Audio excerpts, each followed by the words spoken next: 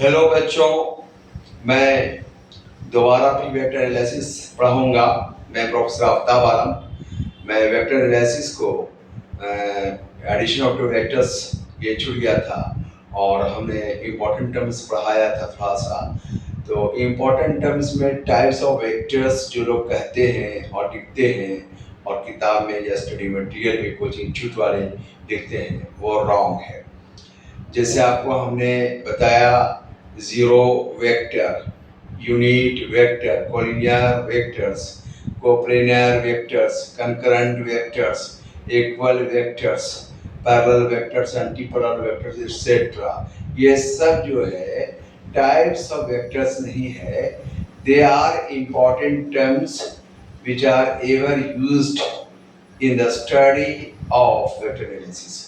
Vector analysis के study में इस्तेमाल होता है, बहुत इंपॉर्टेंट होता है। तो थोड़ा बहुत हम बताए थे और उसके बाद मैंने टाइप्स ऑफ वेक्टर जो होते हैं पूरी फिजिक्स में तो सिर्फ दो ही होते हैं, जिसको लोग जनरली छोड़ देते हैं। कुछ तो किताब वाले इंक्लूड करते हैं और स्टडी मटेरियल वाले भी कुछ करते हैं, कुछ स्टडी मटेरियल वाले तो छोड़ ही देते हैं। तो उसमें है कि there are two types of the vectors in physics. Number one एक होता है पोलर वेक्टर्स और नंबर टू होता है एक्सियल वेक्टर्स। अब होता है कि मोशन बहुत तरह का होता है। एक होता है कि आपको ट्रांसलेट कर रहा है कोई बॉडी, यानी कि ट्रांजिशनल मोशन में, जिसको लीनियर मोशन भी कहते हैं, उसमें है कोई बॉडी, तो उससे जो रिलेटेड फिजिकल क्वांटिटीज होती हैं तो उसी को हम लोग कहते हैं पोलर वेक्टर्स कहते हैं। मतलब शॉर्ट में कह रहे हैं, आपको एक कंसेप्ट खाली दे रहे हैं। तो माने कि such vectors which are related to translational motion और लीनियर मोशन आर कॉल्ड, जो नाम बताया आपको हमने, आर कॉल्ड, समझ आ गया होगा कि पोलर वेक्टर्स हम बोलने जा रहे हैं। और उसमें जो एग्जांपल्स है तो लीनियर मोशन से रिलेटेड है। जैसे आपका हो गया लीनियर डिस्प्लेसमेंट।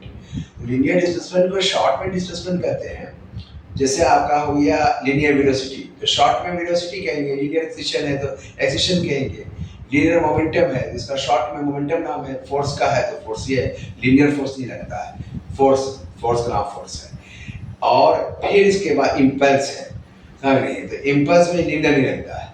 ये सब जो है पोलर वेक्टर्स है, जैसे इलेक्ट्रिक फील्ड इंटेंसिटी है, ये सब आपका पोलर वेक्टर्स है।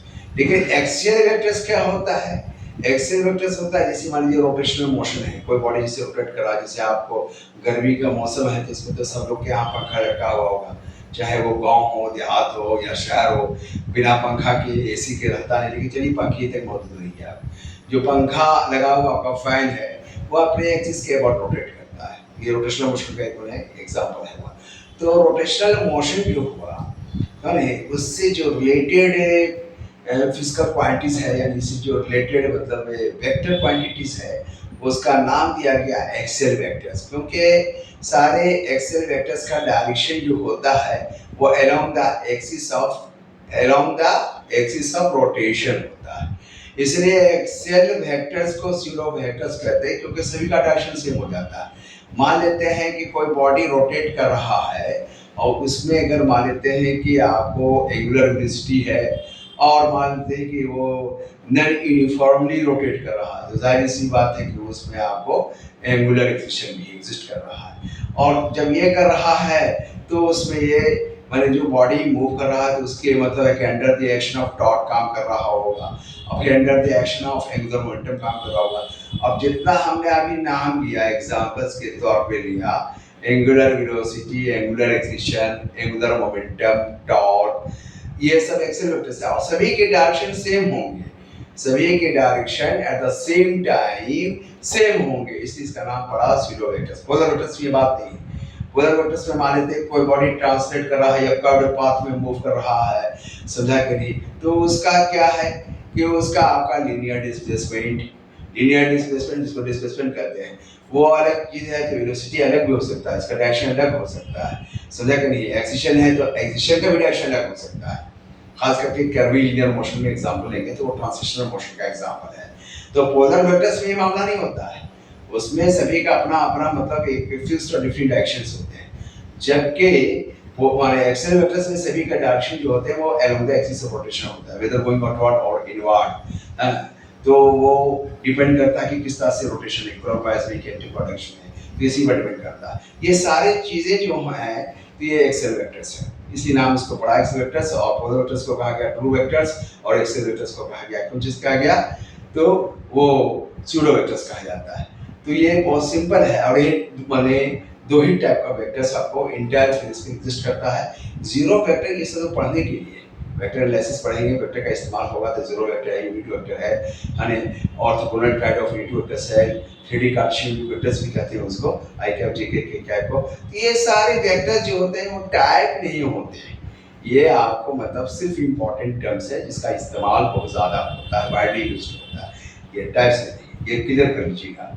ये भी बहुत बड़ा कंफ्यूजन रहता है, मन टीचर को भी रहता है, स्टूडेंट को भी रहता है।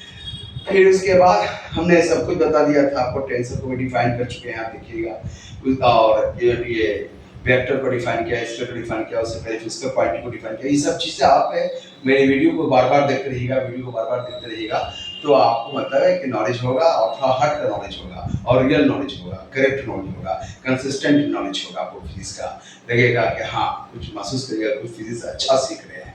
अब हम लोग नेक्स्ट में है, अब है बहुत सिंपल है, जैसे एडिशन ऑफ टू वेक्टर्स। जब भी दो वेक्टर्स होगा तो दोनों का मतलब क्या होना चाहिए कि दोनों का नेचर सेम होना चाहिए, वो हम बताएंगे। दोनों वेक्टर्स का नेचर सेम के मान क्या होता है कि मान लीजिए कि एक वेलोसिटी है तो दूसरा भी वेलोसिटी होना चाहिए। यह नहीं कि एक वेलोसिटी है तो दूसरा एक्सेलरेशन होगा, दोनों वेक्टर है जोड़ देते हैं, नहीं जुटेगा, कभी जिंदगी में नहीं जुटेगा। जब भी जोड़ा जाएगा तो एक्सेलरेशन को एक्सेलरेशन के साथ, और वेलोसिटी को वेलोसिटी के साथ, डिस्प्लेसमेंट को डिस्प्लेसमेंट के साथ, फोर्स को फोर्स के साथ जोड़ेंगे। ऐसा कभी नहीं होता कि हम फोर्स को एक्सेलरेशन के साथ जोड़ रहे हैं जी, क्योंकि acceleration is equal to force vector divide by M होता है जी, ये जोड़ देते हैं, ऐसा नहीं होता है, ऐसा कभी नहीं होगा। कि एडिशन ऑफ टू वेक्टर्स को जो पढ़ाया जा रहा है उसमें दो मेथड मतलब है जो साबित है, एक है ट्रायंगुलर वेक्टर एडिशन है, दूसरा है पैराग्राम्स वेक्टर एडिशन है। अब उसी में हम मतलब एक और माने ये जो हम लोग माने सहारा एक और लेते हैं, जैसे ट्रिग्नोमेट्री में लेते हैं, तो ट्रिग्नोमेट्री में एक बड़ा इंपॉर्टेंट होता है साइंस फार्मूला, कोसाइंस फार्मूला। तो कोसाइन फार्मूला के बेसिस पर आएगी तो एक लाइन में बन जाएगा। और ऐसे एडिशन ऑफ वेक्टर्स, अगर ट्रायंगुलर वेक्टर एडिशन को इस्तेमाल करेंगे, अगर फंडामेंटल प्रिंसिपल को लेकर चलेंगे तो थोड़ा सा अच्छा लगेगा, दूर तक जाएगा, बढ़ने लगेगा। वो यानी उसमें जो कंसेप्ट होगा माने ट्रिग्नोमेट्री का वो सिंपल समझा के नहीं, तो उसमें 9th क्लास का है, माने ये सिंपल प्लेन ज्योमेट्री और ट्रिग्नोमेट्री सब इस्तेमाल होगा, वो 9th क्लास का 8th क्लास का बच्चा भी समझ जाएगा। और इसके बाद फिर पैरेललोग्राम्स और वेक्टर एडिशन है, तो उसको भी हम मतलब दो मेथड से इसको आप बताएंगे, यानी कि सब मिला के 4 मेथड हो जाएंगे एडिशन ऑफ टू वेक्टर्स को जानने के लिए। तो अब हम लोग लेट अस प्रोसीड, है ना, अब हम लोग यानी कि आगे बढ़ते हैं कि क्या क्या होता है समझिए। तो यहाँ पर हम लोग एडिशन ऑफ टू वेक्टर्स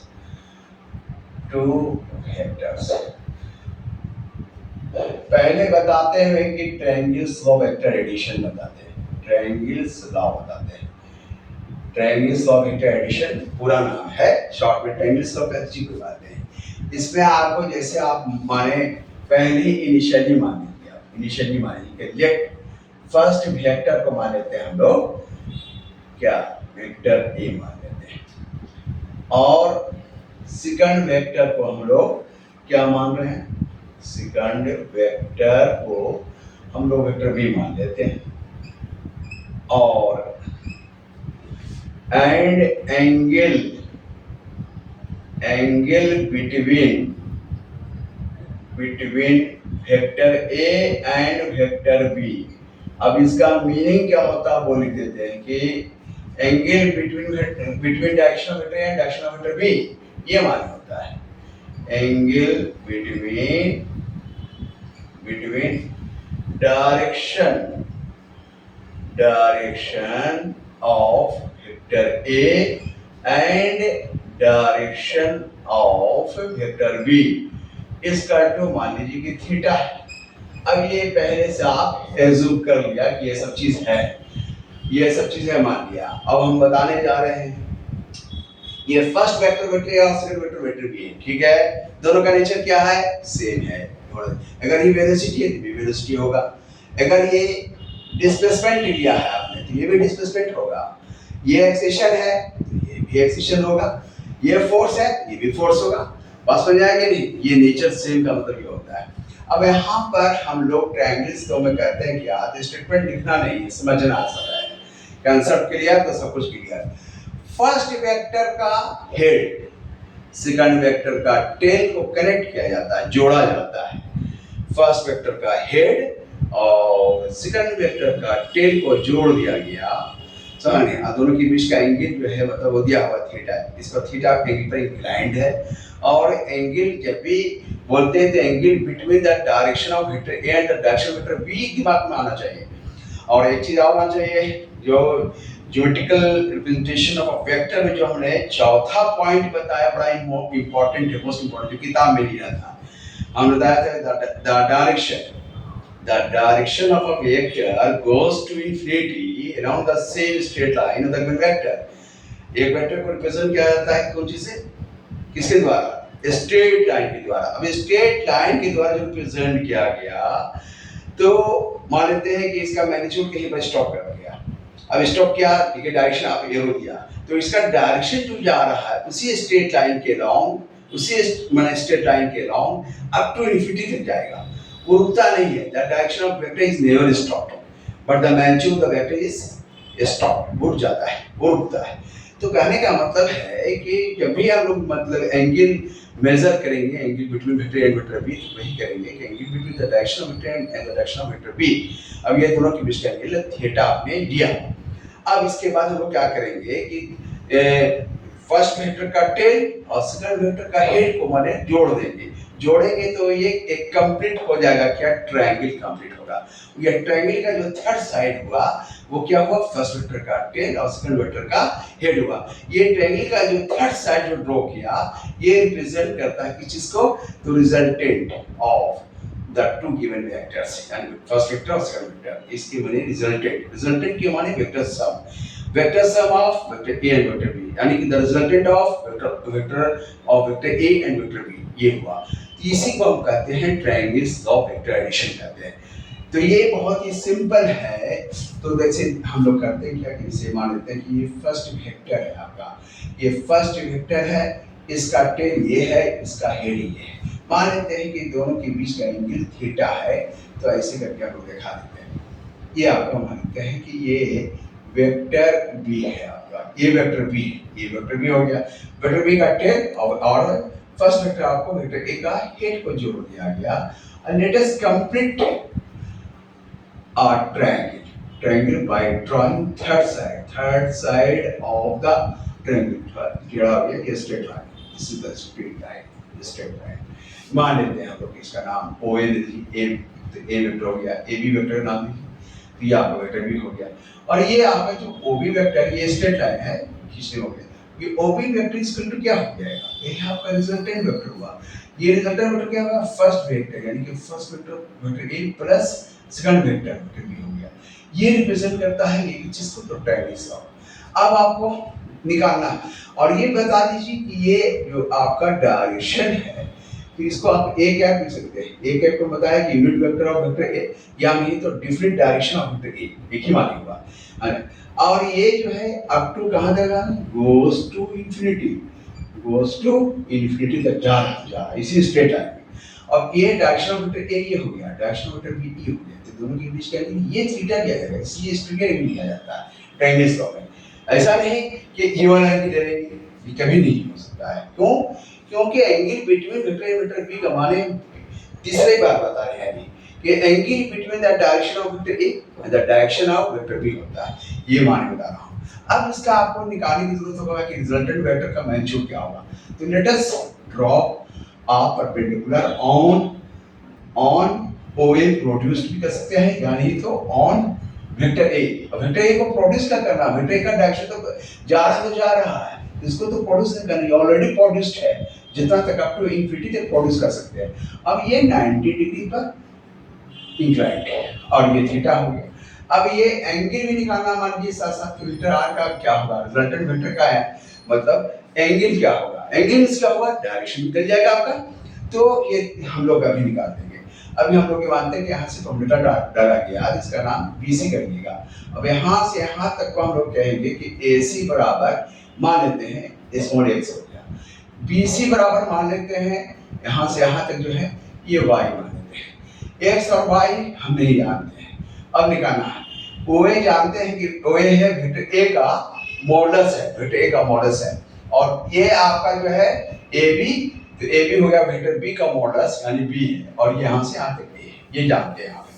तो अब करेंगे क्या कि now in right angle triangle ACB, अब देखिए ACB भी है, आपको फाइंड आउट करना है x, तो क्या लेंगे, cos थीटा। क्यों लेंगे, क्योंकि बेस है, बेस AC बेस है, तो cos थीटा इक्वल टू आपको क्या हो जाएगा, AC डिवाइडेड बाय 90 डिग्री के सामने AB हाइपोटेनस हो गया, और AC आपको निकालना है। AC का नाम आप रख दिया है, x नाम दिया है। AB जो है वो वेक्टर B का मैग्नीट्यूड मॉडुलस है, B हो गया। क्रॉस मल्टीप्लाई करेंगे तो आपका हो जाएगा x equal to B cos theta हो जाएगा। इसी तरह से आप y निकालिएगा तो क्या कीजिएगा भाई, तो आप ऐसा कीजिए कि sin थीटा इक्वल टू आप करेंगे sin थीटा को क्या परपेंडिकुलर होता है, परपेंडिकुलर क्या है, BC है, तो आपका BC डिवाइडेड बाय 90 डिग्री सामने फिर वही बात आ गया AB, और BC क्या है आपने मान लिया इसको कि y है, और AB क्या है, तो AB आपको पहले से मालूम है कि B है, तो B लिख लीजिए। तो नाउ आपको क्रॉस मल्टीप्लाई कीजिए तो y equal to B sin theta आ गया। ये दो चीज आ गया, आपका x भी आया y भी आ गया। अब आपको निकालना है ये बड़ा वाला जो राइट एंगल ट्रायंगल है OCB, इसको आप देखें और इसमें आप पाइथागोरस थ्योरम को यूज करें, क्योंकि पाइथागोरस थ्योरम आप पढ़ चुके हैं बच्चा में, माने बच्चा के मतलब 9th 10th क्लास में पढ़े होंगे। तो यहाँ पर हम लोग कहेंगे कि नाउ यूजिंग पाइथागोरस थ्योरम किस ट्रायंगल में लगा रहे हैं, तो बड़ा वाला ट्रायंगल, इन राइट एंगल ट्रायंगल OCB भी है। चलिए अगर अल्फा लेके चलते हैं तो ये बेस हो गया, और अल्फा के सामने वाला ये परपेंडिकुलर हो गया 90 डिग्री के सामने, ये आपको OB जो हो गया वो हाइपोटेनस हो गया। तो हाइपोटेनस पर स्क्वायर यानी OB पर होल स्क्वायर इक्वल टू क्या हो जाएगा, OC पर स्क्वायर, अब प्लस क्या हो गया, परपेंडिकुलर पर स्क्वायर हो गया। चलिए बेस पर स्क्वायर परपेंडिकुलर पर इक्वल टू हाइपोटेनस पर स्क्वायर, ये कहलाता है पाइथागोरस थ्योरम। OB क्या है, यहाँ से तो R वेक्टर का मॉडुलस है, मॉडुलस माने मैग्नीट्यूड, R स्क्वायर हो गया, और OC क्या है भाई, तो OA प्लस AC, पहले लिख लीजिए OA प्लस AC पर होल स्क्वायर, फिर प्लस है, फिर आपको BC क्या है, चलिए इसी को उतार दीजिए BC पर होल स्क्वायर। अब आप करिएगा क्या, R square equal to OA बराबर क्या है, यहाँ से यहाँ वेक्टर A का मॉडुलस है, मैग्नीट्यूड है, तो A हो गया, प्लस हो गया AC, AC तो आप निकाल चुके हैं, AC बराबर x माना है, तो x बराबर क्या है, B cos थीटा। तो आप कीजिएगा, आप डायरेक्ट दीजिए B cos थीटा दीजिए और होल स्क्वायर और प्लस, अब BC बराबर क्या माना है, BC बराबर y माना है, तो y इक्वल टू क्या हुआ, B sin थीटा, अब B sin थीटा का मान पुट कर दो, whole square that is plus two, अब आप तो जानते हैं ये हो जाएगा A square plus B square cos square theta plus B, ये हो जाएगा 2AB cos theta, 2AB cos theta plus B square sin square theta. अब इसको करेंगे क्या, एकदम सिंपल है ये सब, R square 2A square plus ये B cos square theta, B sin square theta को इधर नजदीक लाएंगे तो B स्क्वायर कॉमन ले लेंगे, cos square theta plus sin square theta और plus twice of AB cos theta. इसको हम लोग ऐसे घेर लेते हैं ताकि आपको उतारने में और समझने में इसमें आसानी हो, बिहार का नक्शा बन गया। अब देखो कि ये R स्क्वायर इक्वल टू हो जाएगा, आपका होगा A square plus B square और cos का थीटा पर sin का थीटा इक्वल टू 1, तो 1 लिखेंगे प्लस 2ab cos थीटा लिखेंगे। r बराबर क्या फॉर्मूला हो जाएगा, a square plus b square plus twice of ab cos theta. ये आपका मैग्नीट्यूड एक आसान मेथड से निकल गया आपका, समझा कि नहीं। ये आपका मतलब जो हुआ, ये फंडामेंटल प्रिंसिपल मेथड हुआ टेक्निक्स ऑफ एडिशन का फाइंड आउट करके। अब इसमें आप पहले डायरेक्शन निकाल लीजिए। डायरेक्शन निकालिएगा तो क्या लिखिएगा कि सपोज आर वेक्टर, ये आर वेक्टर है, R vector makes an angle alpha with किसके साथ बनाता है, वेक्टर ए के साथ बनाता है, वेक्टर ए फर्स्ट वेक्टर के साथ बनाता है। तो नाउ अब आप निकालिएगा in right angle triangle, triangle का नाम लिख दीजिए OCB। तो OCB भी है, तो टेन अल्फा ही निकालिए, ज्यादा बेटर होगा। तो टेन अल्फा इसका तो क्या होगा, परपेंडिकुलर, अल्फा के सामने परपेंडिकुलर यानी BC और डिवाइडेड बाय आपको हो गया बेस यानी OC। That implies to tan alpha equal to क्या हो जाएगा, BC बराबर तो आप निकाल चुके हैं जी, BC इक्वल टू y, तो y equal to b sin theta. तो लिखिए चुपचाप से b sin theta divided by, इसके बाद आप निकाल चुके हैं कि OC क्या है, तो OC जो है OA प्लस AC, तो OA हो गया A और यहाँ से यहाँ तक हो गया x, तो A प्लस x हो गया। चलिए लिख लीजिए आप A प्लस x, आसानी होगी। तो टेन अल्फा इसका टू आप लिखिएगा b sin theta divided bye A और x हो गया आपको b cos थीटा है, यहाँ पर देखिए है ये, यहाँ पर x equal to b cos theta. आपका रिजल्ट आ गया, अल्फा का मान आ गया, टेन इनवर्स आपका हो जाएगा b sin theta divided bye A plus AB cos theta. ये आपका ये फॉर्मूला आपका निकल जाता है। तो ये बच्चों टेक्निक्स ऑफ एडिशन हुआ। उसके बाद एक और बताएंगे अभी हम लोग मेथड, जिसको कहते हैं कोसाइन्स फॉर्मूला। तो उसके लिए थोड़ा सा वेट कीजिएगा दूसरा वीडियो बनाने के लिए।